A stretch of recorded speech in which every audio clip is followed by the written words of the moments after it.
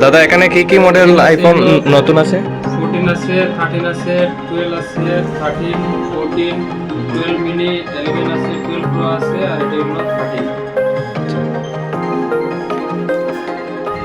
আচ্ছা দাদা, আপনাদের এখানে অ্যান্ড্রয়েড কত থেকে স্টার্টিং প্রাইস আছে? 4,000 থেকে স্টার্টিং, চার- আর আইফোন হলো 7,000 থেকে স্টার্টিং। 4,000 থেকে অ্যান্ড্রয়েড আর 7,000 থেকে আইফোন না?